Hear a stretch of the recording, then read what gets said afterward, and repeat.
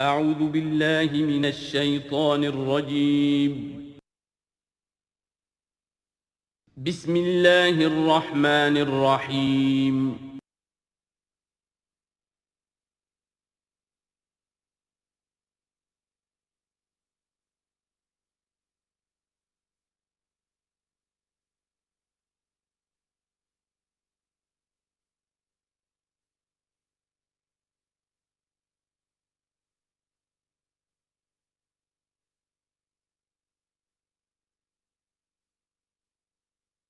وَلَقَدْ أَرْسَلْنَا نُوحًا إِلَىٰ قَوْمِهِ إِنِّي لَكُمْ نَذِيرٌ مُّبِينٌ أَلَّا تَعْبُدُوا إِلَّا اللَّهَ إِنِّي أَخَافُ عَلَيْكُمْ عَذَابَ يَوْمٍ أَلِيمٍ صدق اللہ العظیم۔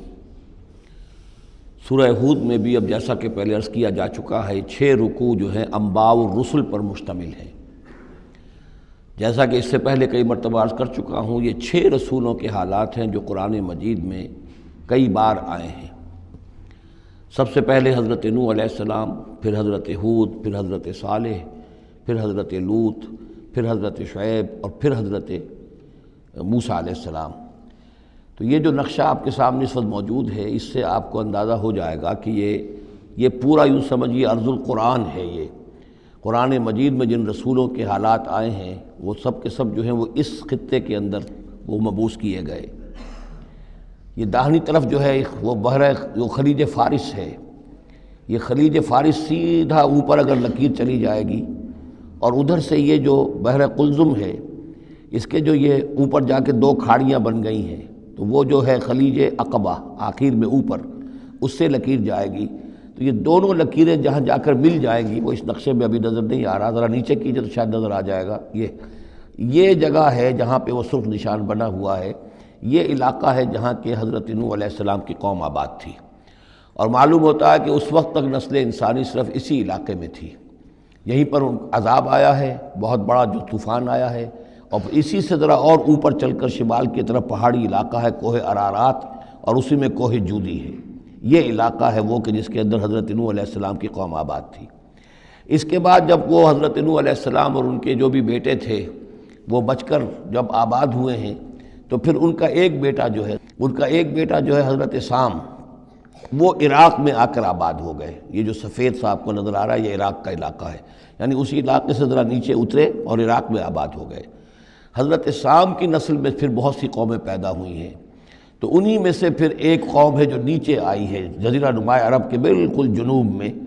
یہ جو علاقہ ہے یہاں پر یہ قوم، یہ احقاف کا علاقہ کہلاتا ہے، اور یہاں پر قوم ہود، اس قوم کا نام عاد ہے۔ حضرت سام کی نسل ہی میں سے کوئی بہت بڑا سردار اٹھا جس کا نام عاد تھا، اور عاد کی سے پھر ایک نسل، ایک قوم شروع ہو گئی، وہ اس علاقے میں آباد تھی۔ اس کے ہاں جب شرک وغیرہ پیدا ہو گئے اور خرابیاں پیدا ہو گئیں تو اللہ تعالیٰ نے بہت سے نبی بھیجے، پھر آخر ایک رسول بھیجا، اور وہ حضرت ہود علیہ السلام ہے۔ ان کی دعوت کو رد کیا، یہ ہلاک کر دیے گئے۔ یہاں سے حضرت ہود اپنے ان ساتھیوں کو لے کر نکلے، اور عرب کے تقریباً وہ وسط میں، وہ علاقہ ہجر کا علاقہ کہلاتا ہے، اس علاقے میں آ کر آباد ہو گئے۔ یہاں ان کے ہاں ایک بڑی شخصیت ابھری جس کا نام سمود تھا، تو اس سے یہ قوم سمود مشہور ہوئی ہے۔ انہوں نے میدانوں کے اندر محل بنائے، اور ساتھ ہی یہ ہے کہ جو پہاڑی علاقہ ہے بہت سخت گرینائٹ راکس ہیں، ان کو تراش کر ان کے اندر بھی مکان بنائے۔ یہ قوم سمود ہے۔ تو قوم نوح، قوم ہود، قوم سمود، یہ تینوں قومان جو ہیں حضرت ابراہیم علیہ السلام سے پہلے کی ہیں۔ اب پھر لوٹیے عراق کی طرف۔ عراق ہی میں جو قوم باقی رہی، انہی میں حضرت ابراہیم علیہ السلام کی بعثت ہوئی ہے۔ لیکن حضرت ابراہیم علیہ السلام کے بارے میں یہ انداز جو انباء الرسل کا ہے وہ قرآن مجید میں کہیں نہیں ہے۔ یہاں پہ آپ دیکھیں گے سورہ ہود میں ان کا تذکرہ آئے گا، لیکن وہ قصص النبیین کے انداز میں تذکرہ آئے گا، انباء الرسل کے انداز میں نہیں آئے گا۔ حضرت ابراہیم یہاں سے، اور یہاں سے پھر انہوں نے ہجرت کی عراق سے، اور شام چلے گئے، پورا صحرا کراس کر کے شام میں جا کر، اور وہاں سے پھر انہوں نے اپنے بیٹے کو اسحاق کو آباد کیا، وہ جو سرخ نشان نظر آ رہا ہے آپ کو، یہ فلسطین کا علاقہ ہے۔ ایک بیٹے کو حضرت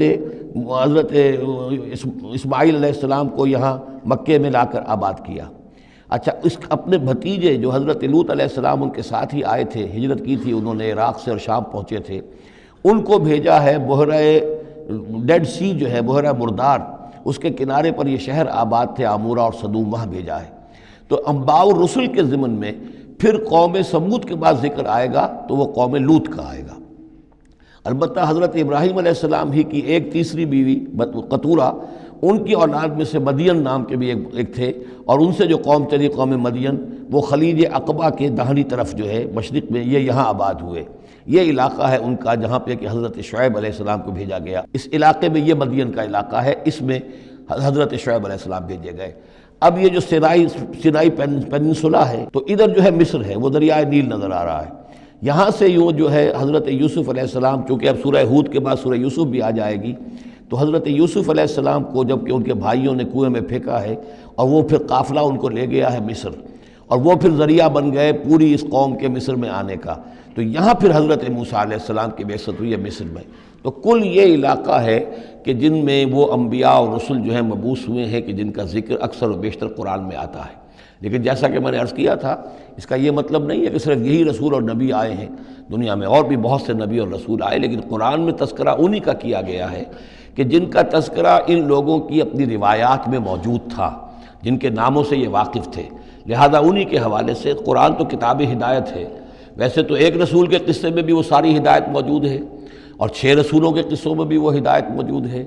اس حوالے سے یہ کہ سارے رسولوں کی تاریخ بیان کرنا یہ قرآن مجید کا موضوع نہیں ہے۔ آئیے اب متن کی طرف چلیے۔ وَلَقَدْ أَرْسَلْنَا نُوحًا إِلَىٰ قَوْمِهِ، اور ہم نے بھیجا نوح کو اس کی قوم کی طرف۔ إِنِّي لَكُمْ نَذِيرٌ مُّبِينٌ، انہوں نے کہا میں تمہارے لیے کھلا خبردار کر دینے والا ہوں۔ اللہ تعبدوا الا اللہ، کہ مت پوجو اللہ کے سوا کسی کو۔ انی اخاف علیکم عذاب یوم علیم، مجھے اندیشہ ہے تم پر ایک بڑے دردناک دن کے عذاب کا۔ فقال الملأ الذین کفروا من قومہ، تو کہا اس کے قوم کے ان سرداروں نے جنہوں نے کفر کی روش اختیار کی، ما نراک الا بشرا مثلنا، ہم نہیں دیکھتے اے نوح آپ کو مگر اپنے ہی جیسا ایک انسان۔ آپ کہاں سے اللہ کے رسول بن گئے، کیسے رسول بن گئے، کیسے اللہ نے چن لیا؟ آپ تو ہمارے جیسے ایک انسان ہیں۔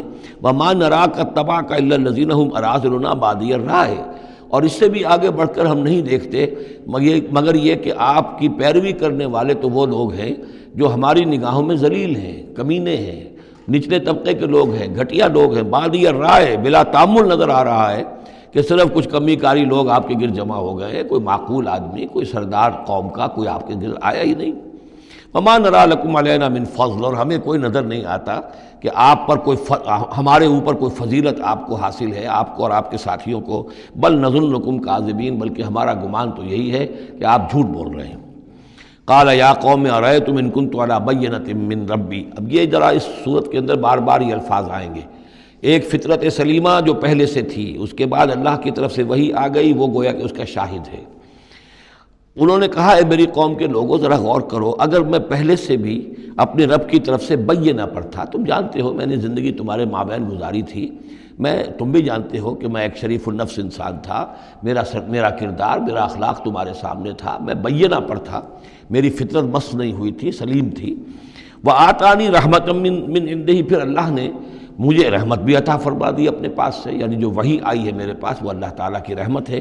فعمیت علیکم، اور وہ چیز وہ ہے کہ جس کو تمہاری آنکھوں سے مخفی رکھا ہے۔ اب میں کیا کروں، فرشتہ میرے پاس تو آتا ہے، وہی میرے پاس آتی ہے، یہ چیز جو ہے میرے تو تجربے میں ہے، مائی پرسنل ایکسپیرینس، لیکن یہ کہ تم سے یہ چھپا کر رکھی گئی ہے۔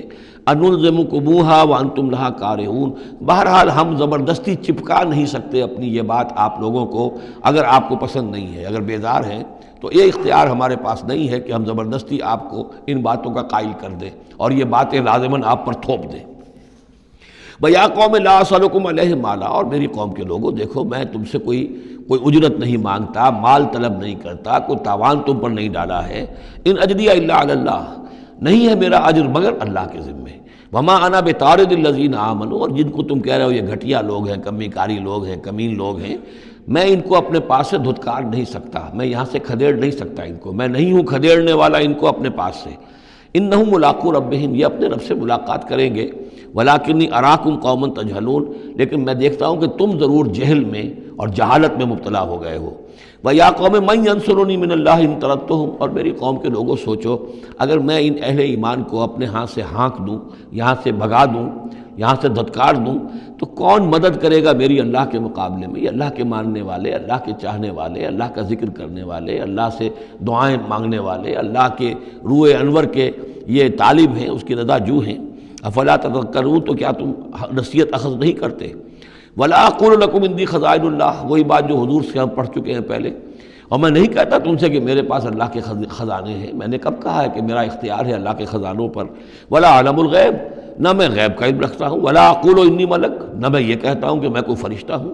ولا اقول للذین تزدری اعینکم، اور نہ میں یہ کہتا ہوں ان لوگوں کے بارے میں جنہیں تمہاری آنکھیں حقیر دیکھ رہی ہیں، تم حقارت کے ساتھ دیکھ رہے ہو، لن یؤتیہم اللہ خیرا، میں تو نہیں کہہ سکتا کہ اللہ تعالیٰ انہیں کوئی خیر نہیں دے گا۔ کیا پتہ تم اندازہ بھی نہ کر سکو کیا مقامات بلند اللہ ان کو عطا کرے گا۔ جنت میں یہ کس طریقے سے اللہ تعالیٰ کے فراح و ریحان و جنت و نعیم سے جو ہے وہ مشرف ہوں گے۔ لا اقول انی ملک ولا اقول للذین تزدری اعینکم لن یؤتیہم اللہ خیرا، اللہ اعلم بما فی انفسہم، جو کچھ ان کے جیوں میں ہے، دلوں میں، اللہ خوب جانتا ہے کس کے دل میں کتنا خلوص ہے، کتنی محبت ہے اللہ کے ساتھ، کتنی شوق ہے، کتنا شوق ہے اللہ سے ملاقات کا، تو یہ اللہ جانتا ہے۔ انی اذا لمن الظالمین، اگر میں تمہارے ان تانوں سے تنگ آ کر میں ان کو اپنے پاس سے اٹھا دوں، بھگا دوں، تو پھر یہ کہ میں تو خود ظالموں میں سے ہو جاؤں گا۔ قالوا یا نوح، انہوں نے کہا اے نوح قد جادلتنا، تم نے ہم سے خوب جھگڑا کیا، فاکثرت جدالنا، اور بہت جھگڑا کر لیا تم نے، یعنی یہ کہ جب وہ بالکل ان تمام باتوں کے جواب میں خاموش ہونے پر مجبور ہو گئے، معقول بات ہے جو جواب دیا جا رہا ہے، ان کے پاس اب کوئی جواب نہیں ہے اس کا۔ فَأْتِنَا بِمَا تَعِدُنَا إِن كُنتَ مِنَ الصَّادِقِينَ، اب آخری بات وہی ضد اور ہٹ درمی کی، تو پھر لے آؤ جس چیز کی ہمیں دھمکی دے رہے ہو، اگر تم سچے ہو وہ عذاب لے آؤ۔ اب ہم جو ہے ہمارے کان پک گئے ہیں تمہارے یہ بات سنتے سنتے، اور تم سے یہ مذاکرہ اور مجادلہ اور مناظرہ جو ہے مزید ہم جاری نہیں رکھنا چاہتے۔ قال انما یاتیکم بہ اللہ ان شاء، انہوں نے فرمایا کہ وہ تو اللہ لے آئے گا وہ عذاب تمہارے اوپر اگر وہ چاہے گا۔ انما یاتیکم بہ اللہ، وہ لائے گا تمہارے اوپر اللہ انشاء، اگر وہ چاہے گا۔ وما انتم بمعجزین، اور پھر تم اس کو تھکا نہیں سکو گے بھاگ کر، یعنی تم اسے ہرا نہیں سکو گے، تم اس سے بچ کر بھاگ نہیں سکو گے۔ ولا ينفعکم نصحی ان اردت ان انصح لکم، اور میری نصیحت، میرا خلوص، میری خیر خواہی تمہارے حق میں کچھ مفید نہیں ہو سکتی، خواہ میں کتنا ہی تمہارا ناصح ہوں، کتنا ہی تمہارے ساتھ مخلص ہوں، نصیحت کر رہا ہوں، خیر خواہ ہوں۔ ان کان اللہ یرید ان یغویکم، اگر اللہ ہی فیصلہ کر چکا ہو کہ وہ تمہاری گمراہی کے اوپر اس کی مہر ثبت ہو چکی ہو، اگر اللہ تعالیٰ فیصلہ کر چکا ہے تو میری یہ سارا اخلاص اور خلوص اور دعوت اور نصیحت اور خیر خواہی اس کا کوئی نتیجہ نہیں نکلے گا۔ ہو ربکم، وہ تمہارا رب ہے، وإلیہ ترجعون، اور اسی کی طرف تم لوٹا دیے جاؤ گے۔ ام یقولون افتراہ، کیا یہ کہتے ہیں کہ یہ اے محمد صلی اللہ علیہ وسلم آپ نے اس کو گھڑ لیا ہے؟ قل ان افتریتہ فعلی اجرامی، اب یہاں درمیان میں حضرت نوح علیہ السلام کی بات چل رہی ہے اور آگے بھی چلے گی، لیکن درمیان میں ایک جملہ معترضہ ہے۔ یہ ساری باتیں اے نبی جو آپ کو ہم وحی کے ذریعے سے بتا رہے ہیں، یہ ساری جو گفت و شنید ہوئی تھی حضرت نوح علیہ السلام کے اور ان کی قوم کے درمیان، آپ کو کیسے معلوم ہوئی؟ آپ نے گھڑ لی ہے؟ آپ کو کوئی فکشن ہے، کوئی سٹوری ہے، کیا ہے؟ نہیں، یہ تو اللہ تعالیٰ کی طرف سے ہے۔ قل ان افتریتہ، کہہ دیجئے اگر میں نے یہ گھڑی ہوئی ہوں یہ چیزیں، فعلی اجرامی، تو پھر یہ میرا جرم ہوگا، اس کا وبال مجھ پر آئے گا۔ وانا بریء مما تجرمون، ورنہ پھر یہ ہے کہ جو جرم تم کر رہے ہو، جھٹلا رہے ہو، تو میں اس سے بری ہوں۔ وأوحی الی نوح، اور وحی کر دیا گیا نوح کی جانب، انہ لن یؤمن من قومک الا من قد آمن، اب کوئی اور شخص ایمان نہیں لائے گا تمہاری قوم میں سے سوائے ان کے جو ایمان لا چکے ہیں۔ فلا تبتئس بما كانوا يفعلون، سو اب جو کچھ وہ کر رہے ہیں آپ اس پر افسوس نہ کریں اور غمگین نہ ہوں۔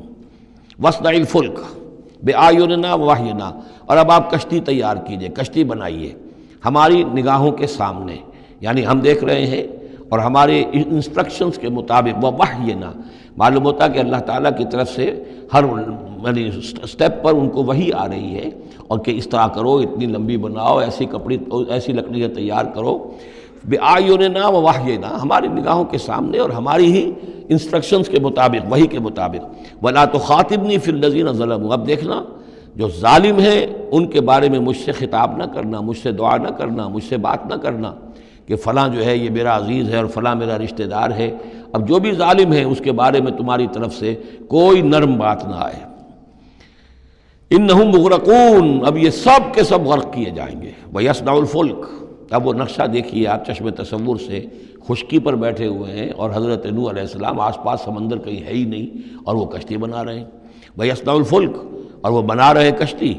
وَكُلَّمَا مَرَّ عَلَيْهِ مَلَأٌ مِّن قَوْمِهِ سَخِرُوا مِنْهُ، جب بھی ان کی قوم کے سردار ان کے پاس سے گزرتے تھے وہ مذاق اڑاتے تھے کہ معلوم ہوتا اب تک تو ہم سمجھتے تھے کہ بہرحال یہ کچھ شاید بات بنا رہا ہے، جھوٹ بول رہا ہے، کیا کر رہا ہے، اب تو معلوم ہوتا بالکل ہی مت ماری گئی، اب کوئی جو ہے ہوش ٹھکانے نہیں رہے یہ، تو وہ ہنستے تھے۔ سخروا منہ قال ان تسخروا منا فانا نسخر منکم کما تسخرون، حضرت نوح فرماتے تھے کہ تم اگر ہم سے اب اس تمسخر کر رہے ہو، مذاق اڑا رہے ہو، تو وہ وقت قریب آنے والا ہے کہ ہم تمہارا مذاق اڑائیں گے جیسے کہ تم مذاق اڑا رہے ہو ہمارا۔ فسوف تعلمون من یاتیہ عذاب یخزیہ، تو تم عنقریب جان لوگے کہ کون ہے وہ جن پر کہ عذاب آتا ہے جو ان کو رسوا کر دے گا۔ ویحل علیہ عذاب مقیم، اور اس پر اترے گا وہ عذاب کے جو قائم رہنے والا ہے اور دائمی ہے۔ حتیٰ اذا جاء امرنا وفارت التنور، یہاں تک کہ جب ہمارا حکم آ گیا اور جوش مارا تنور نے۔ اب یہ جو ہے جہاں تک اس کا یعنی جیوگرافیکل یا جیولوجیکل جو بھی اس کا پس منظر ہے، اس کے ضمن میں ایچ جی ویلز نے جو بات کہی ہے وہ میں آپ کو بتا دینا چاہتا ہوں۔ اس کا کہنا یہ ہے کہ میڈیٹرینین کا جو اس کی سطح وہ بہت بلند تھی، اور ساحل کے ساتھ ساتھ جو ہے اس کے جو مشرقی ساحل ہے اس کا جو شام کا اور فلسطین کا، تو یہاں پر جو ہے وہ اونچے پہاڑ تھے۔ جیسے کراچی کے بارے میں بھی کہا جاتا ہے کہ کراچی کے بعض علاقے جو ہیں وہ سطح سمندر سے نیچے ہیں، لیکن ساحل کے ساتھ ساتھ اونچا علاقہ ایسا ہے کہ جو سمندر کو روکے ہوئے ہے۔ اگر کسی جگہ پر ایسا ہو تو اگر کہیں کوئی ایک سوراخ بھی ہو جائے تو یہ ایسا ہی ہے جیسے کسی بڑے بند میں سوراخ ہو جائے۔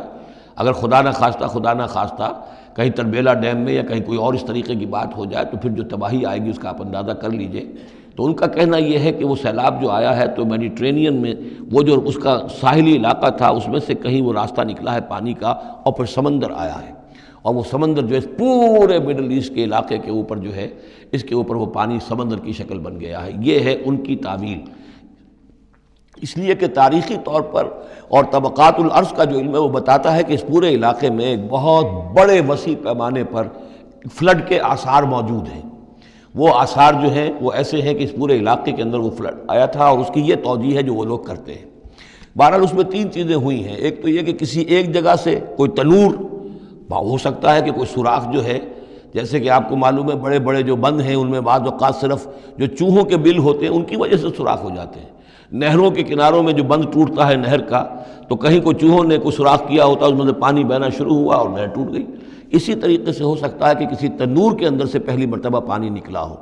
پھر یہ کہ زمین کے بھی اللہ تعالیٰ نے جو ہے وہ کھول دیے سوتے، اور آسمان سے بھی پانی برسا، تو یہ پانی جو ہے زمین کا اور آسمان کا پھر مل گیا، اور اس طریقے سے وہ عظیم جو ہے سیلاب آیا جس سے کہ وہ پوری قوم ہلاک ہو گئی، اور وہ کشتی جو ہے وہ بہت عرصے تک تیرتی رہی اس سمندر کے اوپر، اور پھر ہوتی ہوئی وہ کوہ ارارات میں اس کی جو ایک چوٹی ہے جودی، اس پر جا کر ٹک گئی۔ واللہ عالم، ابھی اس پر مزید ضرورت ہے اصل میں کام کرنے کی۔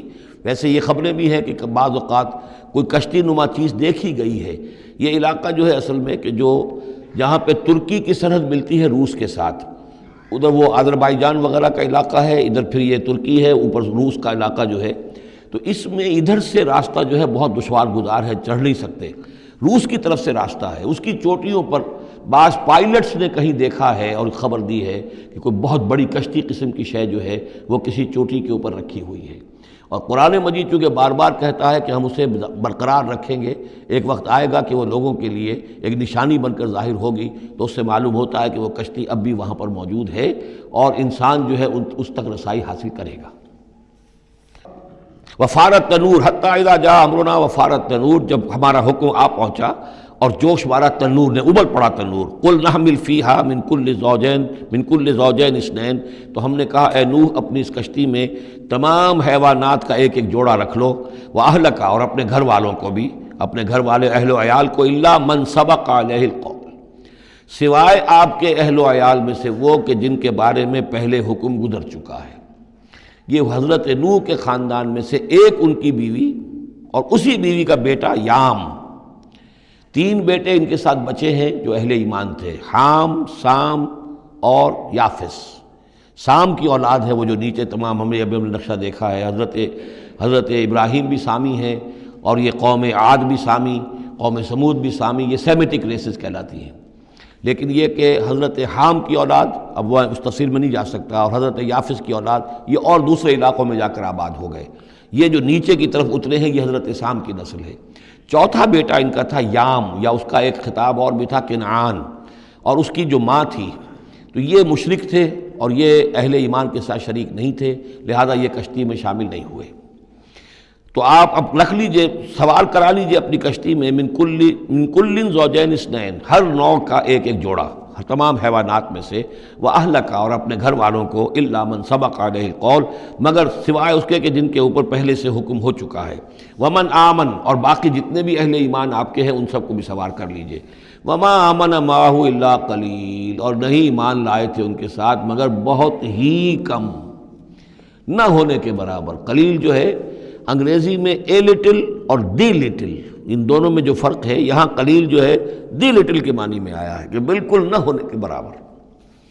وَقَالَ ارْكَبُوا فِيهَا بِسْمِ اللَّهِ مَجْرَاهَا وَمُرْسَاهَا، اور حضرت نوح نے فرمایا اب سوار ہو جاؤ اس میں، اللہ کے نام کے ساتھ ہی ہے اس کا چلنا بھی اور اس کا لنگر انداز ہونا بھی، اللہ ہی اس کو چلائے گا بھی جب تک یہ پانی میں تیرتی رہے گی، اور اللہ ہی کے حکم سے یہ لنگر انداز ہوگی جہاں بھی اللہ کی مشیت ہوگی کہ یہ لنگر انداز ہو جائے۔ ان ربی لغفور الرحیم، یقیناً میرا رب غفور اور رحیم ہے۔ وہی تجری بہم فی موج کالجبال، اب وہ کشتی چل رہی تھی ان کو لے کر موجوں میں، اور موجیں پہاڑ جیسی موجیں۔ ونادى نوح ابنہ، اور نوح نے پکارا اپنے بیٹے کو، اسی کو یام کو یا کنعان کو، وکان فی معزل، اور وہ ایک کنارے کی طرف تھا، یا بنی ارکب معنا، اے میرے بیٹے آؤ ہمارے ساتھ شریک ہو جاؤ، ولا تکن مع الکافرین، اور کافروں کا ساتھ نہ دو، کافروں کے ساتھ نہ رہو بلکہ ہماری کشتی میں آ جاؤ۔ قال سآوی الی جبل یعصمنی من الماء، اس نے کہا نہیں میں ابھی اس پہاڑ کے اوپر چڑھ جاؤں گا، میں وہاں پہنچ جاؤں گا، وہ مجھے پانی سے بچا لے گا۔ قال لا عاصم اليوم من امر اللہ الا من رحم، حضرت نوح نے فرمایا نہیں، آج کے دن کوئی شے بچانے والی نہیں ہے اللہ کے امر سے سوائے اس کے جس پر اللہ ہی رحم فرما دے۔ وحال بینہم الموج، اور اسی گفتگو کے دوران ایک بڑی سی موج حائل ہوئی ان کے مابین، فکان من المغرقین، اور وہ بیٹا جو ہے ان کی نگاہوں کے سامنے غرق ہو گیا۔ وقیل یا ارض ابلعی ماءک، اور کہہ دیا گیا اے زمین اپنے پانی کو نگل جا، واپس پانی زمین کے اندر جذب ہو جائے۔ کتنا وقت لگا ہوگا یہ اللہ بہتر جانتا ہے، لیکن یہ آخر کار جو شکل بنی ہے کہ زمین کے اندر پانی جذب ہو گیا جو زمین سے آیا تھا۔ وَيَا سَمَاءُ أَقْلِعِي، اور اے آسمان تو بھی اب تھم جا، جو بھی بارش آنی تھی، جو اس طوفان کے لیے، اس کو بھی اختتام کا حکم ہو گیا۔ وَغِيضَ الْمَاءُ، اور پانی سکھا دیا گیا۔ وَقُضِيَ الْأَمْرُ، اور فیصلہ چکا دیا گیا۔ وَاسْتَوَتْ عَلَى الْجُودِيِّ، اور وہ کشتی جو ہے جودی پہاڑ کے اوپر جا کر رک گئی۔ وَقِيلَ بُعْدًا لِلْقَوْمِ الظَّالِمِينَ، اور کہہ دیا گیا ہلاکت اور دوری ہے اس قوم کے لیے کہ جو ظالم تھی، یعنی اب اس کا نسیہ منسیہ ہو گئی، اب اس کا نام و نشان موجود نہ رہا۔ وَنَادَى نُوحٌ رَبَّهُ، اور پکارا نوح نے اپنے رب کو، فقال رب ان ابنی من اہلی، انہوں نے کہا پروردگار میرا بیٹا میرے اہل میں سے تھا، اور تیرا وعدہ تھا میرے اہل کو بچا لے گا۔ وَإِنَّ وَعْدَكَ الْحَقُّ، اور تیرا وعدہ سچا ہے۔ وَأَنْتَ أَحْكَمُ الْحَاكِمِينَ، اور یقیناً تو تمام حاکموں میں سب سے بڑا اور سب سے منصف اور سب سے عادل حاکم ہے۔ قال یا نوح انہ لیس من اہلک، انہوں نے اللہ نے جواب دیا اے نوح وہ تمہارے اہل میں سے نہیں ہے۔ انہ عمل غیر صالح، اس کے اعمال، اس کا کردار، اس کے عقائد، اس کے نظریات غیر صالح ہیں۔ فلا تسألن ما لیس لک بہ علم، تو اب مجھ سے ان چیزوں کے بارے میں سوال نہ کرو جس کے لیے تمہارے پاس کوئی علم نہیں ہے۔ انی اعوذک ان تکون من الجاہلین، اور میں تمہیں نصیحت کر رہا ہوں کہ تم جاہلوں میں سے نہ بن جاؤ۔ یہاں وہ یاد کر لیجئے سورہ نام کی آیت 35، اس میں حضور سے کہا گیا تھا فلا تکونن من الجاہلین، میں نے اس وقت بھی نوٹ کرا دیا تھا کہ یہ سخت ترین الفاظ یا حضور سے فرمائے گئے ہیں سورہ انعام میں، اور یہاں پر سورہ ہود میں یہ آئے ہیں حضرت نوح علیہ السلام سے خطاب کرتے ہوئے۔ انی اعوذک ان تکون من الجاہلین، سنت اس کو تسلیم نہیں کرتے۔ اس کی وجہ یہ ہے کہ جو قاعدہ دیا گیا ہے سورہ نور میں وہ یہ ہے کہ اللہ تعالیٰ صالح لوگوں کے لیے بیویاں بھی دیکھ دیتا ہے، اور جو خبیثات للخبیثین والخبیثون للخبیثات، والطیبین والطیبات للطیبین والطیبین للطیبات، تو یہ چیزیں جو ہے اس کے چونکہ خلاف جاتا ہے، اس لیے یہ کہ صرف مشرک ہونے کی حد تک کہ یہ مشرک تھے باپ ماں بیٹا، اس لیے جو کٹے رہے، تو اسی پر اہل سنت کا اجماع ہے۔ قال رب انی اعوذ بک ان اسألک ما لیس لی بہ علم، حضرت نوح نے عرض کیا پروردگار میں تیری پناہ طلب کرتا ہوں اس سے کہ میں تجھ سے ایسی بات کا سوال کروں جس کے لیے کہ میرے پاس کوئی علم نہیں ہے، وَإِلَّا تَغْفِرْ لِي وَتَرْحَمْنِي، اور اگر تو نے مجھے معاف نہ فرما دیا اور رحم نہ فرمایا، اکم من الخاسرین، تو میں تو ہو جاؤں گا خسارہ پانے والوں میں۔ قیل یا نوح اہبط بسلام منا وبرکات علیک، ہم نے کہا نوح اب اترو، اس کشتی سے اترو، بسلام منا، ہماری طرف سے سلامتی کے ساتھ، وبرکات، اور برکتوں کے ساتھ، علیکا، جو تم پر بھی ہوں گی، وعلی امم ممن معک، اور ان امتوں پر بھی ہماری یہ برکات ہوں گی کہ جو ان لوگوں کے ساتھ جو ان کی نسل سے وجود میں آئیں گی جو تمہارے ساتھ ہیں۔ تو گویا کہ نسل انسانی بعد میں عام خیال یہی ہے کہ حضرت نوح علیہ السلام کے 3 بیٹوں ہی سے چلی ہے، باقی اگر کچھ لوگ تھے بھی ان کے ساتھ تو وہ ایسے تھے کہ جن کی کوئی نسل آگے نہیں چلی ہے، بلکہ یہ دنیا کی جو نسلیں اس وقت دنیا میں ہیں نوع انسانی، وہ یہ حضرت یافس، حضرت حام اور حضرت سام کی نسل ہی سے ہیں۔ یہ خیال ہے، واللہ عالم، یقین کے ساتھ نہیں کہا جا سکتا، ویسے میرا اپنا رجحان بھی اسی طرف ہے۔ حضرت یافس کی اولاد جو ہے وہ یہ جو پہاڑی علاقہ ہے، جیسا کہ ابھی آپ نے نقشے میں دیکھا تھا، اس سے اوپر جو ہے یہ سینٹرل ایشیا کے پہاڑ ہیں، اس پہاڑ کو کراس کیا انہوں نے، اور وہ جو پھر میدانی علاقہ ہے روس کا، اور اس کی طرف سے ہوتے ہوتے وہ سیرائے گوبی سے ہوتے ہوئے چین کا، تو حضرت یافس کی اولاد ادھر پھیل گئی ہے، یورپ سے لے کر اور چائنا تک، یہ سب یافس کی نسل ہے۔ حضرت حام کی اولاد مشرق اور مغرب میں چلی گئی، اسی پہاڑی سلسلے کے دامن میں ہوتی ہوئی، ایک شاخ ان کی ایران ہوتے ہوئے بھارت چلی گئی، انڈیا چلی گئی، سندھ اور ہند، اور ایک شاخ جو ہے سینائی پیننسولا کراس کر کے یہ سوڈان اور مصر چلی گئی۔ یہ ہے حضرت حام کی نسل میں سے۔ یہ عام طور پر جو ہمارے پرانے ماہرین انساب ہیں ان کا کہنا یہ ہے۔ انہی میں سے معلوم ہوتا ہے کہ جو یہ یورپین ہیں، جو کہ انڈو ایرانین جو کہلاتے ہیں ایرینز، تو یہ ایرینز جو ہے یہ سب حضرت حام کی اولاد میں سے معلوم ہوتے ہیں۔ ان میں سے گریکس بھی ہیں، اور ان میں رومنز بھی ہیں، اور ان میں جرمنز بھی ہیں۔ باقی جو ہے نسلیں جو ہیں یہ اینگلو سیکسنز، یہ ہیں حضرت یافسی کے نسل سے، جو اوپر سے جا کر اور یہ اسکینڈینیوین کنٹریز سے ہو کر پھر نیچے اترے ہیں یورپ کی طرف۔ تو یہ جو ناردرنرز کہلاتے ہیں، دی نارڈک ریسز، شمالی اقوام جو ہے اینگلو سیکسنز ان میں سے ہیں، لیکن جو مشرقی یورپ کی یہ اقوام ہیں یہ اصل میں یہ بھی آریائی نسل جو ہے حضرت حام کی نسل میں سے، واللہ عالم۔ تو یہاں وہ الفاظ آ گئے تھے، قال یا نوح اہبط بسلام منا وبرکات علیک وعلی امم ممن معک، ان امتوں اور قوموں پر بھی سلامتی اور برکات جو ان میں سے ہوں گی جو تمہارے ساتھ ہیں، تمہارے ساتھ جو اس کشتی میں سوار ہیں، وَأُمَمٌ سَنُمَتِّعُهُمْ، اور کچھ اور قومیں بھی ہوں گی، فرقے ہوں گے جنہیں ہم کچھ سامان دیں گے دنیا کا، ثُمَّ يَمَسُّهُم مِّنَّا عَذَابٌ أَلِيمٌ، اور پھر ان کے اوپر ہماری طرف سے ایک بڑا زبردست عذاب آئے گا، جیسے کہ پھر قوم ہود پر اور قوم صالح پر آیا ہے۔ تِلْكَ مِنْ أَنْبَاءِ الْغَيْبِ نُوحِيهَا إِلَيْكَ، یہ غیب کی خبروں میں سے ہے جو وحی کر رہے ہیں ہم آپ کی جانب اے محمد صلی اللہ علیہ وسلم۔ وَمَا كُنْتَ تَعْلَمُهَا أَنْتَ وَلَا قَوْمُكَ، اور نہیں جانتے تھے آپ ان کو، نہ آپ کی قوم ان سے واقف تھی، من قبل ھذا، اس سے پہلے، فاصبر، تو اے نبی صبر کیجئے، ان العاقبۃ للمتقین، یقیناً آخری انجام جو ہے وہ بھلا ہوگا اہل تقوی ہی کا۔ وَإِلَىٰ عَادٍ أَخَاهُمْ هُودًا، یہ سام کی نسل کی ایک شاخ جو نیچے اتری ہے اور یہ پہنچ گئی ہے جزیرہ نماء عرب کے تقریباً جو ساؤدرن ڈیزرٹ ہے جو آج کا، اس کے اندر، اور عاد کی قوم کی طرف ہم نے بھیجا اخاہم ہودا، ان کے بھائی ہود کو، قال یا قوم اعبدوا اللہ ما لکم من الہ غیرہ ان انتم الا مفترون، انہوں نے کہا میری قوم کے لوگوں تمہارا کوئی الہ اللہ کے سوا نہیں ہے، اور یہ باقی تم نے نام گھڑ لیے ہیں، کوئی اور معبود نہیں ہے، کسی کی حقیقت نہیں ہے۔ یا قوم لا اسألکم علیہ اجرا، اور میری قوم کے لوگوں میں تم سے کوئی اجر کا طالب نہیں ہوں، ان اجری الا علی الذی فطرنی، نہیں ہے میرا اجر مگر اسی کے ذمے جس نے مجھے پیدا فرمایا، افلا تعقلون، تو کیا تم عقل سے کام نہیں لیتے؟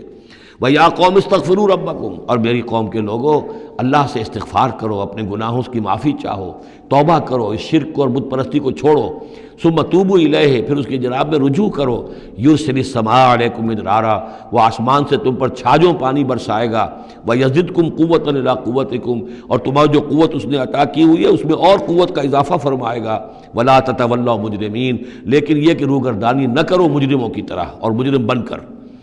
قالوا یا ہود ما جئتنا ببینہ، انہوں نے کہا کہ اے ہود دیکھو تم کوئی ہمارے پاس سند لے کر نہیں آئے، کوئی معجزہ لے کر نہیں آئے، وما نحن بتارکی آلہتنا عن قولک، اور ہم نہیں ہیں اپنے معبودوں کو چھوڑنے والے صرف تمہارے کہنے سے، وما نحن لک بمؤمنین، اور ہم نہیں ہیں تمہاری بات ماننے والے، ان نقول الا اعتراک بعض آلہتنا بسوء، ہم تو یہی کہتے ہیں، اس کے سوا اور کچھ نہیں ہمارا خیال، کہ ہمارے بعض معبودوں کی جو تم نے کوئی گستاخی کی ہے، ان کی نفی کی ہے، تو ان کی طرف سے تمہیں کوئی تکلیف پہنچ گئی ہے، یعنی تمہارا دماغی توازن ٹھیک نہیں رہا ہے، کوئی آسیب تمہیں ہو گیا ہے، تم پر پھٹکار پڑی ہے ہمارے بعض معبودوں کی۔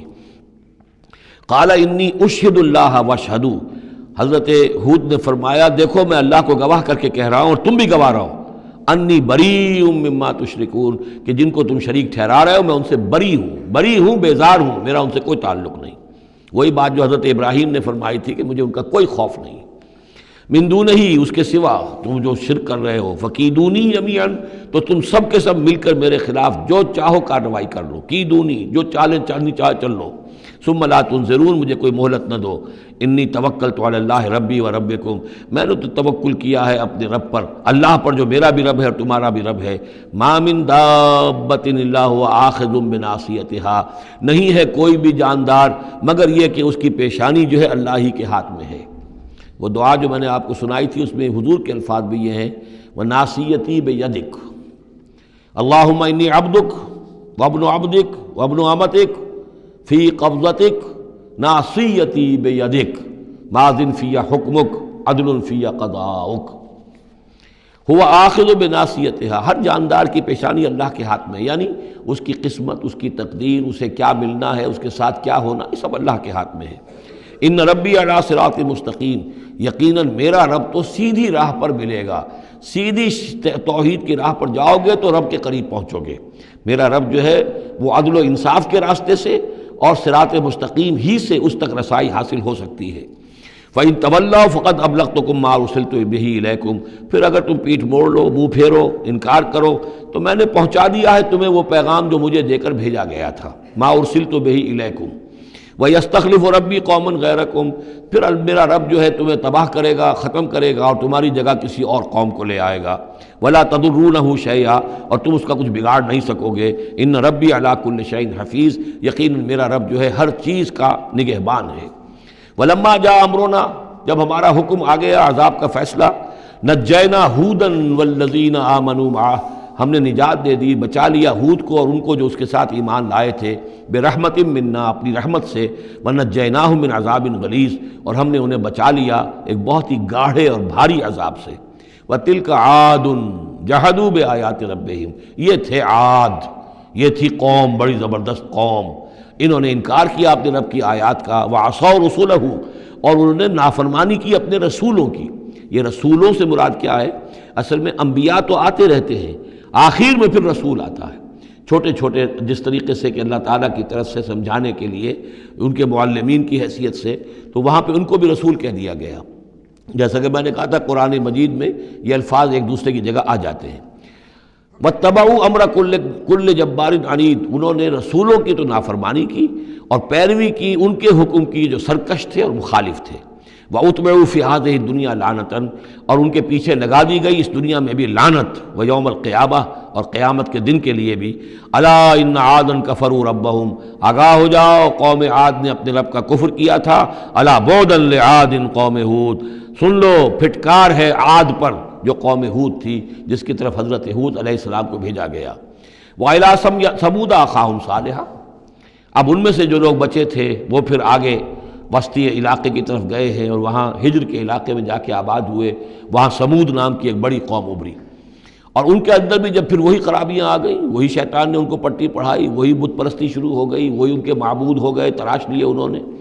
تو الی ثمود اخاہم صالحا، سمود کی طرف ہم نے بھیجا ان کے بھائی صالح کو. قال یا قوم اعبدوا اللہ ما لکم من الہ غیرہ، انہوں نے فرمایا کہ اے میری قوم کے لوگو اللہ کی بندگی کرو، تمہارا کوئی معبود اس کے سوا نہیں ہے. هو انشاکم من الارض، اس نے تمہیں زمین سے اٹھایا ہے، ابھارا ہے، بنایا ہے زمین سے. واستعمرکم فیہا، اور اس میں تم کو آباد کیا ہے. فاستغفروہ، تو اس سے استغفار کرو، اس سے اپنے گناہ بخشواؤ. ثم توبوا الیہ، اور پھر اس کی جانب میں رجوع کرو. ان ربی قریب مجیب، یقین میرا رب قریب ہے اور دعا کا قبول کرنے والا ہے. قالوا یا صالح قد کنت فینا مرجوا، انہوں نے کہا ہے صالح تم سے تو ہماری بڑی امیدیں وابستہ تھیں.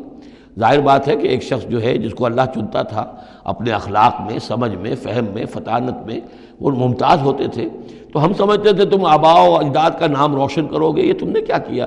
تم نے تو کہنا شروع کر دیا کہ آباء و اجداد کے جو طریقے ہیں یہ غلط ہیں، ان کا دین غلط ہے، ان کے عقیدے غلط ہیں، ان کے معبود جن کو ہمارے آباء و اجداد پوجتے آئے ان کی کوئی حقیقت نہیں.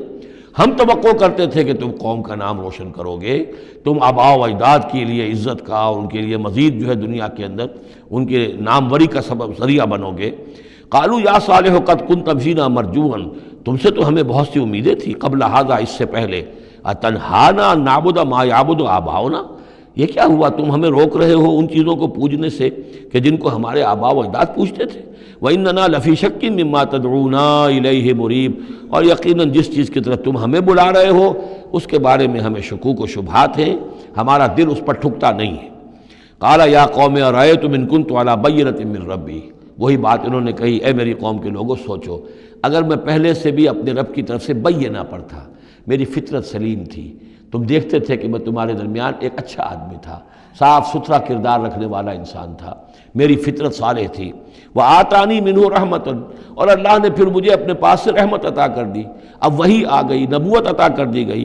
فَمَن يَنصُرُنِي مِنَ اللَّهِ إِنْ عَصَيْتُهُ، تو اب اگر میں اللہ کی نافرمانی کروں تو مجھے کون بچائے گا اللہ سے، کون اس کی پکڑ سے مجھے بچا سکے گا. فما تزیدوننی غیر تقصیر، تو تم تو اضافہ نہیں کرو گے میرے لیے مگر خسارے کے اندر.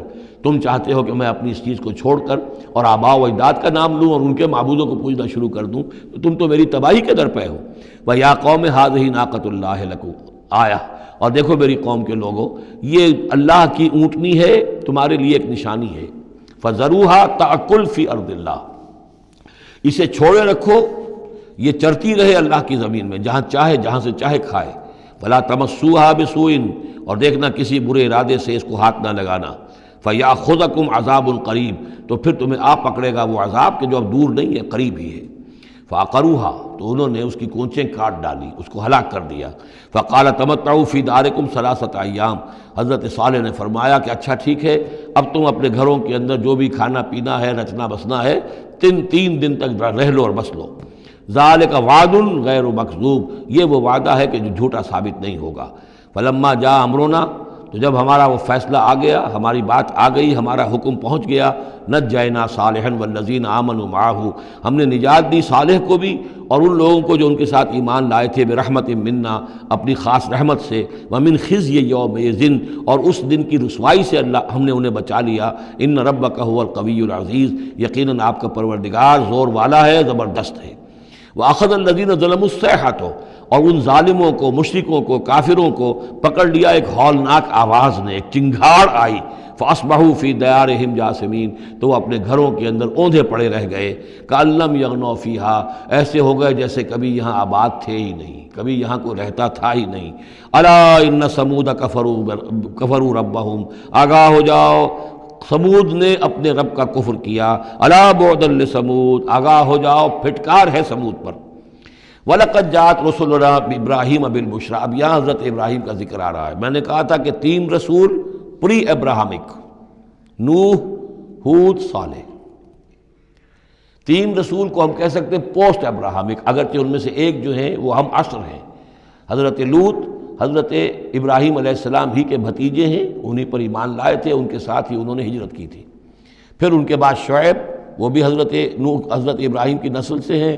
پھر جو بھی بنی اسرائیل تھے ان میں موسیٰ بھیجے گئے، وہ بھی حضرت ابراہیم کی نسل سے ہیں. آخری رسول محمد صلی اللہ علیہ وسلم وہ بھی ابراہیم کی نسل سے ہیں. لیکن یہ کہ ان میں سے 3 کا ذکر کرنے کے بعد اب ابراہیم کا ذکر ہو رہا ہے یہاں. سورہ انعام میں وہاں جو پہلا جوڑا تھا حضرت ابراہیم کا ذکر جو ہے وہ اس انباء رسل میں سے بالکل نکال کر لے گئے تھے، اور وہ قصص النبیین کے انداز میں سورہ انعام میں آ گیا تھا۔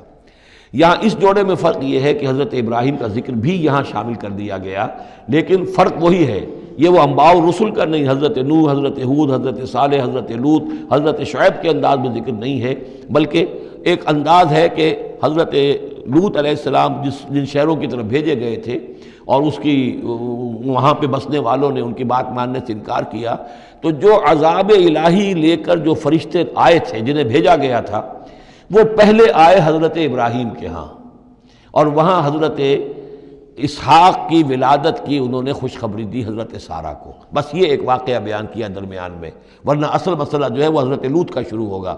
انباء الرسل کے اعتبار سے جو معاملہ ہے وہ حضرت لوط کا واقعہ ہے۔ وَلَقَدْ جَاءَتْ رُسُلُنَا إِبْرَاهِيمَ بِالْبُشْرَىٰ، اور ہمارے فرشتادے، ہمارے ایلچی فرشتے ہمارے بھیجے ہوئے آئے ابراہیم کے پاس بشارت دینے کے لیے۔ قالوا سلاما، انہوں نے آ کر کہا سلام۔ قال سلام، حضرت ابراہیم نے بھی سلام کا جواب سلام سے دیا۔ فما لبث ان جاء بعجل حنیذ، تو پھر ذرا بھی دیر نہ کی، فوراً گئے اور ایک تلا ہوا بچڑا ان کی ضیافت کے لیے لا کر سامنے رکھ دیا۔ فلما رأى أيديهم لا تصل إليه، تو جب انہوں نے دیکھا کہ ان کا تو ہاتھ آگے بڑھ ہی نہیں رہا، اس بچڑے کا گوشت کھانے کے لیے آمادہ ہی نہیں ہے، نکرہم، تو اب وہ کچھ کھٹکے دل میں کہ یہ ہیں کون۔ اس زمانے میں رواج یہ ہوتا تھا کہ دشمن جب آتے تھے کسی کو قتل کرنے کے لیے تو اس کا نمک نہیں چکھتے تھے، نمک خوار ہو جائیں گے تو پھر کیسے قتل کریں گے۔ تو ایک تو اندیشہ یہ ہوا کہ یہ کسی برے ارادے سے آئے ہیں جو میری یہ ضیافت قبول نہیں کر رہے۔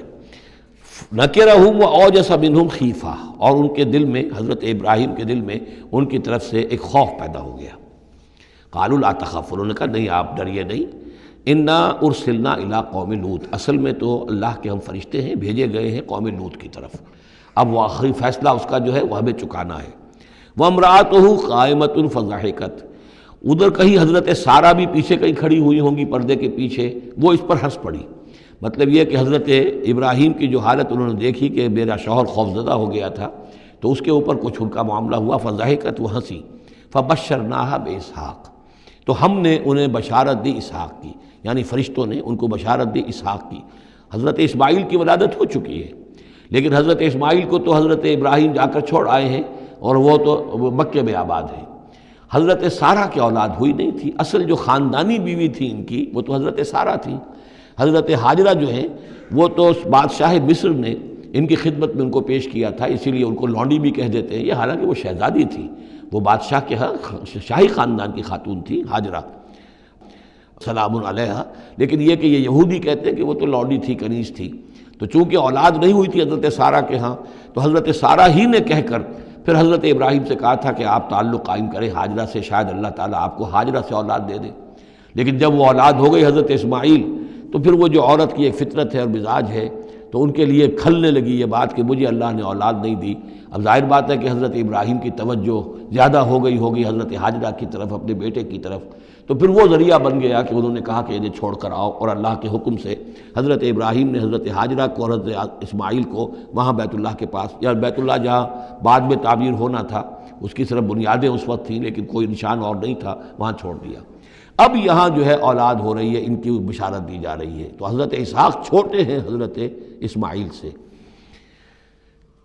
فضحکت فبشرناہا باسحاق ومن وراء اسحاق یعقوب، اور یہ بھی کہا کہ پھر اسحاق کے بعد اسحاق کے ہاں ایک بیٹا ہوگا یعقوب، وہ بہت ہی ہمارے ہاں اس کا درجہ بہت بلند ہوگا، یعنی بیٹے کی بشارت پھر پوتے کی بشارت۔ قالت یا ویلتا آلد وانا عجوز وہذا بالی شیخا، انہوں نے کہا ہائے میری خرابی، کیا اب میں جنوں گی جبکہ میں ہو چکی ہوں نہایت بوڑھی، اور میرا یہ شیخ جو ہے، میرا یہ جو شوہر ہے یہ بھی شیخ ہے، یہ بھی ضعیف ہے، بوڑھا ہو چکا ہے۔ ان ھذا لشیء عجیب، یہ تو بڑی عجیب بات جو آپ بتا رہے ہیں، یہ خوشخبری مجھے دے رہے ہیں اس بڑھاپے کی عمر میں کہ میرے یہاں بیٹا ہوگا۔ قالوا اتعجبین من امر اللہ، ان فرشتوں نے کہا کہ کیا آپ تعجب کرتی ہیں اللہ کے معاملے میں؟ اللہ کا فیصلہ ہے، اللہ جیسے چاہے پیدا کرے، ہم اللہ کی طرف سے خوشخبری دے رہے ہیں، اپنی طرف سے نہیں دے رہے۔ رحمت اللہ وبرکاتہ علیکم اہل البیت، اے نبی کے گھر والوں تم پر اللہ کی رحمت ہو، اس کی برکتیں ہوں۔ اب یہاں اہل البیت کو سمجھ لیجئے کس کے لیے ہے؟ حضرت سارہ کے لیے ہے۔ اہل بیت رسول ازواج مطہرات ہیں، ان کی ایکسٹینشن ہے جو حضور نے کہا ہے اللہم ہؤلاء اہل بیتی، اے اللہ یہ بھی میرے اہل بیت ہیں۔ حضرت فاطمہ، حضرت علی، حضرت حسن، حضرت حسین، وہ بھی اہل بیت میں، یہ ایکسٹینشن ہے۔ اہل بیت اصلاً نبی کی بیوی، یہاں پر کس کے لیے آ رہا؟ حضرت سارہ کے لیے۔ گھر والے، ہم کہتے بھی ہیں گھر والے، گھر والے کون ہوتے ہیں؟ گھر والی تو بیوی ہوتی ہے۔ قالوا اتعجبین من امر اللہ رحمۃ اللہ وبرکاتہ علیکم اہل البیت انہ حمید مجید، یقیناً اللہ حمید ہے اور مجید ہے، بہت بزرگ ہے، بڑائیوں والا ہے، اور اپنی ذات میں ستودہ صفات ہے۔ فلما ذهب عن ابراہیم الروع، جب ابراہیم کا خوف جاتا رہا، وجاءت البشریٰ، اور یہ بشارت پہنچ گئی، ان کے لیے خوشی کی بات تھی کہ اب سارہ کے ہاں بھی اللہ تعالیٰ بیٹا عطا کرے گا۔ یجادلنا فی قوم لوط، اب اس نے جھگڑنا شروع کر دیا ہم سے قوم لوط کے بارے میں۔ یہ مجادلہ جو ہے یہ تورات میں بڑی تفصیل سے آیا ہے کہ دیکھو تم جو جا رہے ہو، اگر اس شہر کے اندر، ان بستیوں کے اندر 50 آدمی بھی راست باز ہوں گے تو کیا کرو گے؟ کیا پھر بھی ہلاک کر دو گے؟ فرشتوں نے کہا نہیں، اگر 50 آدمی وہاں ہوئے، اگر راست باز ہوئے تو ہم ہلاک نہیں کریں گے۔ اچھا دیکھو، میری کوئی حیثیت نہیں ہے، میں بہت ناچیز ہوں، لیکن میں پھر جرأت کرتا ہوں، میں اللہ سے عرض کرتا ہوں کہ اچھا ہو سکتا ہے 40 ہوں وہاں پر، تو پھر اچھا 40 بھی ہوئے تو پھر ہم ان کو بھی پھر چھوڑ دیں گے، بستیوں کے اوپر عذاب نہیں آئے گا۔ ہوتے ہوتے 5 پہ آ گئے، جس پہ کہ آخر میں کہا گیا کہ اے ابراہیم چھوڑو اب اس بات کو، اب یہ تمہارے رب کا فیصلہ آ چکا۔ وہاں ایک بھی نہیں ہے، تم 5 کی بات کر رہے ہو۔ وہاں تو سوائے حضرت لوط علیہ السلام کے خود اور ان کی 2 بیٹیوں کے اور کوئی بھی نہیں تھا کہ جو ان شہروں میں سے بچا ہو۔ تو یجادلنا فی قوم لوط، اب وہ قوم لوط کے بارے میں ہم سے جھگڑنے لگے، یعنی چونکہ وہ حلیم الطبع تھے، طبیعت میں نرمی تھی، وہی جو حضور کی طبیعت میں بھی تھی، حضرت ابوبکر کی طبیعت میں بھی تھی، اس وجہ سے انہوں نے کہا کہ عذاب سے بچنے کی کوئی شکل ہو سکے۔ ان ابراہیم لحلیم اواہ منیب، 3 الفاظ جمع کر دیے گئے۔ یقیناً ابراہیم بہت ہی حلیم بھی تھا، بہت ہی نرم دل تھا، اور بہت ہی اللہ کی جناب میں رجوع کرنے والا تھا۔ یا ابراہیم عارض عن ھذا، تو اب کہا گیا ان سے کہ ابراہیم اب چھوڑیے، اب اس بات سے آپ ذرا قطع تعلق کیجئے۔ انہ قد جاء امر ربک، یہ تو اب آپ کے رب کا فیصلہ آ چکا ہے۔ وانہم آتیہم عذاب غیر مردود، اب ان پر وہ عذاب آ کر ہی رہے گا جسے لوٹایا نہیں جا سکے گا۔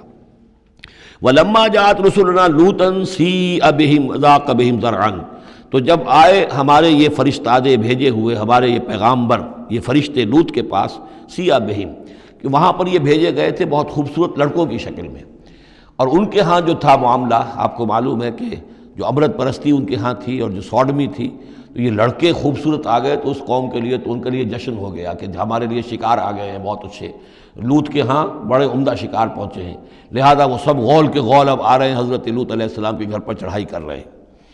تو جب ہمارے یہ فرشتادہ، ہمارے یہ جو نوجوان لڑکوں کی شکل میں جن کو بھیجا گیا تھا فرشتوں کو، وہ جب پہنچے حضرت لوط کے پاس، سیء بہم، وہ ان کو دیکھ کر بہت غمگین ہوا کہ یہ بڑا میرے لیے، وضاق بہم ذرعا، ان کا دل بڑا تنگ ہوا، وقال ھذا یوم عصیب، اور انہوں نے کہا یہ تو میرے لیے بڑا سختی کا دن آ گیا ہے، میرے پاس اتنی طاقت نہیں ہے کہ میں ان بدبختوں کا مقابلہ کر سکوں، اپنے ان مہمانوں کو ان کی دستبرد سے میں بچا سکوں۔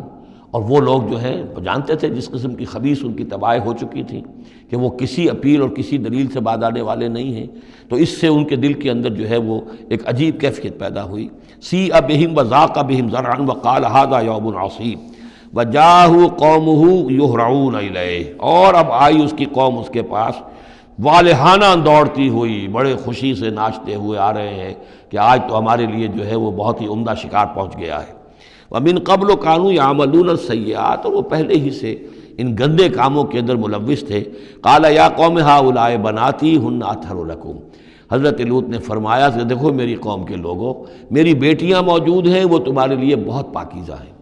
اس کے 2 معنی کیے گئے، ایک تو یہ کہ بیٹیوں سے مراد ہے کہ جو تمہاری بیویاں ہیں وہ میری بیٹیوں کے مانند ہیں۔ نبی جو ہوتا ہے وہ گویا کہ قوم کے لیے والد کی جگہ ہے، جیسے کہ قرآن مجید میں وَأَزْوَاجُهُ أُمَّهَاتُهُمْ، حضور کی تمام ازواج جو ہیں وہ پوری امت کے لیے ماؤں کے درجے میں ہیں، تو گویا کہ یہ میری بیٹیاں ہیں، اللہ نے تمہارے لیے ان کو پیدا کیا ہے، تمہارے لیے جوڑا بنایا ہے، وہ پاک جو ہے تمہارے لیے راستہ اپنی شہوت کی کے تقاضے کو پورا کرنے کے لیے صحیح راستہ اس کو چھوڑ کر، اور یہ بھی ہو سکتا ہے کہ انہوں نے اپنی بیٹیوں ہی کو پیش کیا ہو کہ تمہیں اگر کرنا ہی ہے تو نکاح کر لو، میں اپنی بیٹیاں تمہیں نکاح میں دینے کو تیار ہوں، لیکن میرے جو یہ مہمان ہیں ان کے بارے میں مجھے رسوا نہ کرو۔ قال یا قوم ہؤلاء بناتی ہن اطہر لکم فاتقوا اللہ ولا تخزون فی ضیفی، تو اللہ کا خوف کرو اور دیکھو مجھے میرے مہمانوں کے معاملے میں رسوا مت کرو۔ الیس منکم رجل رشید، کیا تم میں کوئی ایک آدمی بھی شریف اور کوئی ایک آدمی بھی نیک چلن نہیں رہا؟ یعنی کوئی تو تم میں سے ایسا نکل آتا جو میرا ساتھ دیتا، جو میری ہاں میں ہاں ملاتا۔ تم میں تو معلوم ہوتا ہے کہ کوئی ایک شخص بھی شریف النفس باقی نہیں رہا۔ قالوا لقد علمت ما لنا فی بناتک من حق، انہوں نے کہا کہ اے لوط تمہیں خوب معلوم ہے تمہاری بیٹیوں پر ہمارا کوئی حق نہیں ہے۔ اس سے معلوم ہوتا ہے وہ دوسری ہی بات ہی زیادہ راجح ہے۔ وَإِنَّكَ لَتَعْلَمُ مَا تُرِيدُ مَا نُرِيدُ، اور تم خوب جانتے ہو جو ہم چاہتے ہیں، یعنی باتیں مت بناؤ، ہماری توجہ جو ہے ادھر ادھر لے جانے کی کوشش نہ کرو، تم جانتے ہو ہم جو چاہتے ہیں، جس کے لیے ہم حاضر ہوئے ہیں، جس کے لیے ہم پہنچے ہیں۔ قَالَ لَوْ أَنَّ لِي بِكُمْ قُوَّةً، انہوں نے کہا کاش کہ میرے پاس تمہارے مقابلے کے لیے کوئی طاقت ہوتی، او آوی الی رکن شدید، یا میں کوئی قلعہ ایسا ہوتا جس میں مضبوط میں جا کر پناہ لے لیتا اور تم سے اپنے آپ کو اور اپنے مہمانوں کو بچا لیتا۔ یہاں ہے اصل میں حضور صلی اللہ علیہ وسلم کی ایک حدیث میں الفاظ آئے ہیں، یرحم اللہ لوطا لقد کان یاوی الی رکن شدید، اللہ تعالیٰ رحم فرمائے لوط پر، وہ ایک مضبوط قلعے میں تھے، اللہ تعالیٰ کی حفاظت تو انہیں حاصل تھی، لیکن یہ کہ اس وقت جو صورت بن گئی تھی ان کے لیے، جیسے جب جادوگروں نے جو اپنے انچھر پھینکے تھے اور وہ بھی بن گئے تھے فرعون کے دربار میں، وہ بھی شکل اختیار کر لی تھی انہوں نے سانپوں کی، تو حضرت موسیٰ پر بھی وقتی طور پر خوف طاری ہو گیا تھا۔ تو بنائے طب بشری خوف کا ہو جانا یہ کوئی نبوت کی عصمت کے منافی نہیں ہے۔ تو یہاں پر بھی اللہ تعالیٰ کی حفاظت تھی، اور جیسا کہ آیا فرشتوں نے پھر ذرا سا ایک ہاتھ ہلایا اور سب کے سب اندھے ہو گئے، وہ اس طرح کا معاملہ تفاصیل تورات میں ہے۔ قال لو ان لی بکم، لیکن جو حسرت کی کیفیت تھی اور جس طرح ضیق میں ان کی جان اس وقت آئی تھی، اس کا تصور کیجئے، کاش کہ میرے پاس تمہارے مقابلے کے لیے طاقت ہوتی، او آوی الی رکن شدید، یا کوئی ایسا ہوتا مضبوط مستحکم قلعہ جس میں جا کر میں پناہ لے لیتا۔ قالوا یا لوط انا رسول ربک، ان فرشتوں نے کہا اے لوط گھبرائیں نہیں، ہم آپ کے رب کے پیغامبر ہیں، بھیجے ہوئے ہیں، لن یصلوا الیک، یہ آپ تک پہنچ ہی نہیں پائیں گے، آپ کو کوئی گردن نہیں پہنچا سکیں گے، آپ بالکل اطمینان رکھیں۔ فَأَسْرِ بِأَهْلِكَ بِقِطْعٍ مِّنَ اللَّيْلِ، اور بھی رات کا ایک حصہ جو باقی ہے اس میں آپ اپنے اہل کو لے کر، اپنے گھر والوں کو لے کر نکل جائیے اس بستی سے۔ وَلَا يَلْتَفِتْ مِنْكُمْ أَحَدٌ، اور کوئی بھی آپ میں سے پیچھے نہ دیکھے، پیچھے توجہ نہ کرے، پیچھے کی طرف کوئی خیال نہ آئے کہ ہمارے دوست تھے اور ہمارے یہ تھے اور ہمارے عزیز تھے، إِلَّا امْرَأَتَكَ، اور آپ کی بیوی بھی ساتھ نہیں جائے گی، وہ بھی یہیں رہے گی۔ یہ دو بیویاں ہیں جلیل القدر پیغمبروں کی، جن کا ذکر پھر آئے گا بڑی وضاحت کے ساتھ سورہ تحریم میں۔ ایک حضرت نوح علیہ السلام کی بیوی اور ایک حضرت لوط کی بیوی، کہ یہ اگرچہ کہ کانتا تحت عبدین من عبادنا صالحین فخانتاہما فلم یغنیا عنہما من اللہ شیئا، اگرچہ وہ ہمارے دو بہت ہی نیک اور بہت ہی برگزیدہ بندوں کے تحت تھیں، ان کے گھروں میں آباد تھیں، لیکن یہ کہ انہوں نے خیانت کی، اور اس کے نتیجے میں یہ ہے کہ پھر وہ اللہ تعالیٰ کے عذاب سے ان کے شوہر انہیں بچا نہیں سکے، نہ حضرت نوح بچا سکے اپنی اس بیوی کو اور نہ حضرت لوط بچا سکے اپنی اس بیوی کو۔ الا امرأتک، سوائے آپ کی بیوی کے، انہ مصیبھا ما اصابہم، اس کے اوپر تو وہی مصیبت آ کر رہنی ہے جو ان سب پر آنی ہے۔ ان موعدہم الصبح، اور دیکھیے ان کے وعدے کا وقت صبح کا ہے، صبح کو وہ عذاب آ جائے گا۔ الیس الصبح بقریب، کیا صبح قریب نہیں ہے؟ یعنی اب جلدی کیجئے، اب آپ فوری طور پر یہاں سے اپنی بچیوں کو لے کر نکل جائیے۔ فلما جاء امرنا جعلنا عالیہا سافلہا، جب ہمارا حکم آ پہنچا ہم نے اس کے اونچے کو نیچا کر دیا، یعنی کسی بستی کو تلپٹ کیا جائے تو چھت نیچے ہو جائے گی اور جو بنیادیں اوپر آ جائیں گی، عالیہا سافلہا، الٹ کر رکھ دیا بستیوں کو۔ وامطرنا علیہا حجارۃ من سجیل، اور مزید ان کے اوپر ہم نے بارش برسائی کنکروں کی، پتھروں کی، یعنی یہ کہ ایک طرف تو یہ کہ کچھ زلزلہ آیا یا کچھ اور زمین میں دھماکہ ہوا، ایکسپلوژن ہوا جس سے وہ بستیاں الٹ گئیں، اور اس کے بعد یہ ہے کہ آسمان سے پھر بارش ہوئی ہے ان پر سجیل۔ یہ سجیل اصل میں فارسی کا لفظ ہے سنگ گل، سنگ گل یعنی یہ کہ مٹی جو ہے اگر کسی صحرا کے اندر تھوڑی سی پھوار پڑے اور زیادہ تیز بارش نہ ہو تو وہ ہر قطرے کے ساتھ تھوڑی سی مٹی مل کر وہ ایک چھوٹا سا دانہ بنتا ہے، اور وہ پھر دھوپ جب پڑتی ہے تو وہ پھر پک جاتا ہے، جیسے کہ کہیں آپ اینٹیں پکاتے ہیں اپنے بھٹیوں کے اندر، یہ پھر کہلاتی ہے سنگ گل، یعنی یہ پتھر تو ہے لیکن یہ پتھر نہیں ہے، یہ مٹی کے بنے ہوئے پتھر ہیں، کنکر ہیں، ان کنکروں کی بارش ہوئی جس کے اندر کہ اس کو بالکل دفن کر دیا گیا ان دونوں شہروں کو۔ منضود تہ بر تہ، وہ جو بارش ہو رہی تھی کنکروں کی تہ بر تہ، مسومۃ عند ربک، اور وہ نشان زد تھے تیرے رب کی طرف سے، یعنی ہر ایک کے لیے معلوم تھا کہ کس کو کون سا پتھر لگنا ہے اور کون سا جو شخص ہے اس کی ہلاکت کس کے ذریعے سے ہونی ہے۔ وما ہی من الظالمین ببعید، اور یہ ان ظالموں سے کوئی زیادہ دور نہیں ہے، یعنی جو مشرکین مکہ ہیں، جو قریش ہیں اور عرب کے جو مشرک ہیں، ان سے یہ بستیاں کوئی دور تو نہیں ہیں، اس لیے کہ یہ جب جاتے تھے فلسطین کی طرف اپنے قافلے لے کر تو یہاں سے گزرتے تھے۔ قوم سمود کا مسکن بھی ان کے راستے میں آتے تھے، قوم مدین کا علاقہ بھی ان کے راستے میں آتا تھا، پھر یہ عمورہ اور صدوم کی بستیوں کے جو ہے یہ بھی کچھ ان کے جو آثار باقی رہ گئے تھے وہ بھی آتے تھے۔ وَإِلَىٰ مَدْيَنَ أَخَاهُمْ شُعَيْبًا، اور مدین کی طرف ہم نے بھیجا ان کے بھائی شعیب کو۔ میں بتا چکا ہوں یہ بنی قطورہ میں سے ہیں مدین، اور پھر ان سے جو ایک قوم بڑی بنی وہ آ کر خلیج عقبہ کے داہنی طرف جو ہے یہ علاقے کے اندر آباد ہو گئی، اور یہ انٹرسیکشن ہے روڈز کا، کراس روڈ ہے۔ قافلے جو جنوب سے شمال کو جاتے تھے یمن سے شام کو، اور شام سے یمن کو، وہ گزرتے تھے شمالاً جنوباً، اور قافلے جو عراق سے آتے تھے اور مصر کو جاتے تھے وہ گزرتے تھے شرقاً غرباً۔ اس طریقے سے یہ جو ہے انٹرسیکشن تھا ان قافلوں کا، تو یہاں بڑی خوشحالی ہوئی، کاروبار چمکے ان کے، لیکن اس قوم کے اندر پھر وہ خرابیاں آئیں جو ہم پڑھ چکے ہیں سورہ اعراف میں، کم تولنا، کم ناپنا، رہزنی کرنا، جھوٹ بولنا، دھوکہ دینا، یعنی شرک کے علاوہ۔ وَإِلَىٰ مَدْيَنَ أَخَاهُمْ شُعَيْبًا، اور مدین کی طرف ہم نے بھیجا ان کے بھائی شعیب کو۔ قَالَ يَا قَوْمِ اعْبُدُوا اللَّهَ مَا لَكُم مِّنْ إِلَٰهٍ غَيْرُهُ، انہوں نے بھی یہی کہا کہ اے میری قوم کے لوگو، اللہ کی بندگی کرو، تمہارا کوئی الہ نہیں ہے اس کے سوا۔ وَلَا تَنْقُصُوا الْمِكْيَالَ وَالْمِيزَانَ، اور نہ کم رکھو پیمانوں کو اور نہ ہی میزان تول کو۔ إِنِّي أَرَاكُمْ بِخَيْرٍ، میں تمہیں دیکھ رہا ہوں کہ آسودہ حال ہو، اللہ نے تمہیں آسودہ حال کیا ہے۔ انی اخاف علیکم عذاب یوم محیط، لیکن اگر تم اپنی ان غلط بدعمالیوں سے باز نہ آئے تو مجھے اندیشہ ہے کہ تم پر ایک ایسے دن کا عذاب آ جائے گا جو تمہیں گھیر لے گا۔ وَيَا قَوْمِ أَوْفُوا الْمِكْيَالَ وَالْمِيزَانَ بِالْقِسْطِ، اور میری قوم کے لوگوں پیمانہ اور تول جو ہے عدل اور انصاف کے ساتھ پورا پورا دیا کرو۔ وَلَا تَبْخَسُوا النَّاسَ أَشْيَاءَهُمْ، اور مت کم کیا کرو، گھٹایا کرو لوگوں کے لیے ان کے سامان۔ وَلَا تَعْثَوْا فِي الْأَرْضِ مُفْسِدِينَ، اور نہ ہی زمین میں فساد بچاتے پھرو۔ بقیت اللہ خیر لکم، جو بھی اللہ کی طرف سے بچت ہو جائے، صحیح صحیح تولو، صحیح صحیح ناپو، پھر جو بچ جائے تو گویا کہ وہ اللہ تعالیٰ کی طرف سے تمہیں ایک نفع ہے جو اللہ نے دیا ہے۔ تو جو بھی صحیح تجارت کرتے ہوئے بچت ہو جائے، نفع ہو جائے، وہ بقیت اللہ ہے۔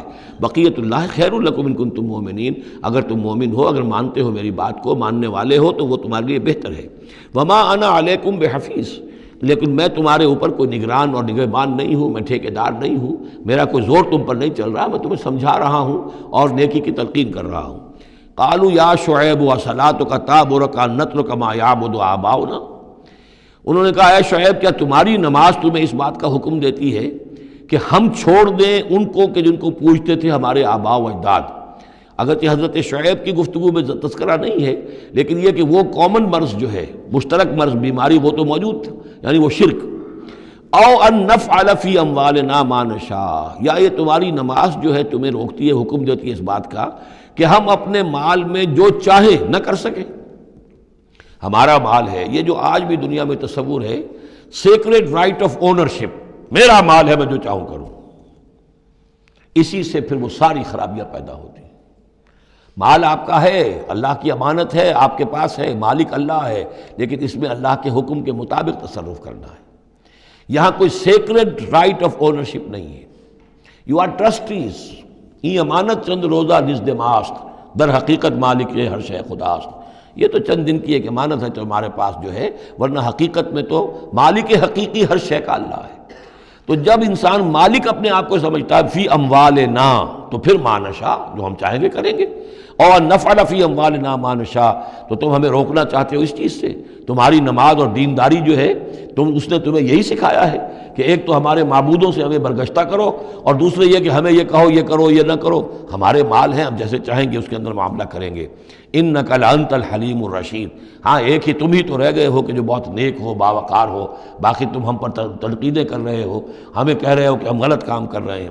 قال یا قوم ارأیتم ان کنت علی بینۃ من ربی، انہوں نے وہی بات فرمائی میری قوم کے لوگوں، سوچو اگر میں پہلے سے بھی اپنے رب کی طرف سے بینہ پر تھا، میری فطرت صحیح تھی، میرا کردار صحیح تھا، میں تمہارے ہاں ایک نیک انسان کی حیثیت سے معروف تھا، جیسے حضور الصادق الامین کی حیثیت سے متعارف تھے، وَرَزَقَنِي مِنْهُ رِزْقًا حَسَنًا، اور اللہ تعالیٰ نے اور اپنے پاس سے مجھے اچھا رزق دیا ہے، وحی آئی ہے، نبوت مجھے مل گئی ہے، وَمَا أُرِيدُ أَنْ أُخَالِفَكُمْ إِلَىٰ مَا أَنْهَاكُمْ عَنْهُ، اور میں یہ ہرگز نہیں چاہتا کہ جس چیز سے تمہیں میں روک رہا ہوں، تمہیں اس سے روک کر میں خود وہی کام کرنے لگوں۔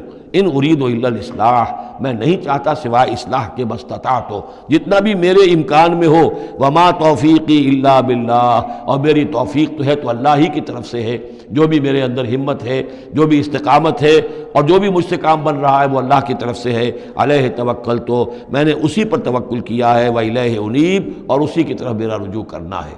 بارک اللہ لی ولکم فی القرآن العظیم ونفعنی وإیاکم بالآیات والذکر الحکیم۔